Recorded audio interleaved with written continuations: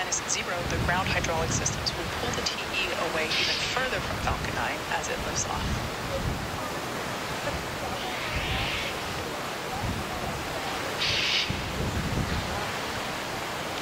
The first stage is connected to a launch mount at the base of the TE, but the structure is hinged and, as you can see, retracts away from the vehicle in preparation for launch.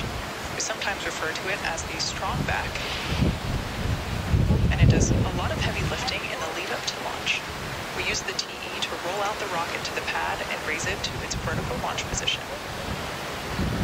It's also what we use to route the vehicle's fluids, power, and telemetry umbilicals from the ground systems to the rocket and the payload until Falcon 9 switches to internal power and clears the pad.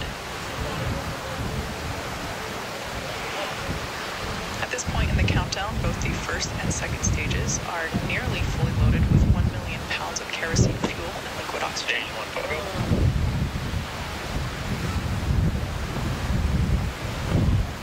First stage is finishing up its LOX load Stage now. 1, LOX load complete.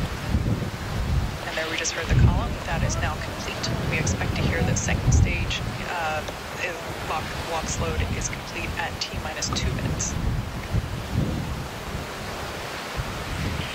The white clouds that we'll begin to see around the vehicle is the chilled gas, which is above the LOX tank, and we vent that overboard to maintain the vehicle pressure in the tank as needed. And when that vented oxygen comes out into the air, the humid Florida air condenses into clouds of water.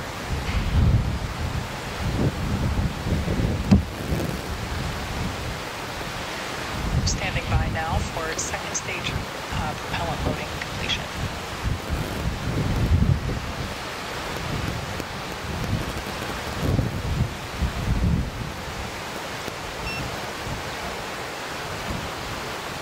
Stage 2, LOX load complete.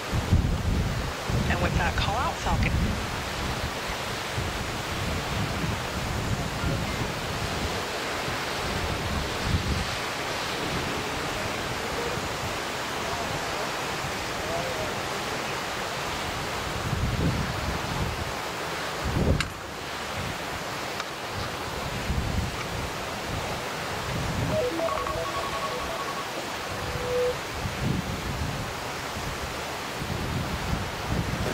Falcon 9 team. Still tracking no issues on the rocket. Weather still looking green, a beautiful day in fact, and the range is ready to support our T0 of 5:35 p.m. Eastern Time.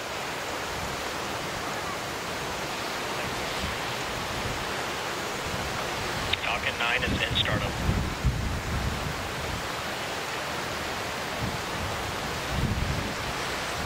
At this point in time, stage 1 and stage 2 are beginning to pressurize for launch.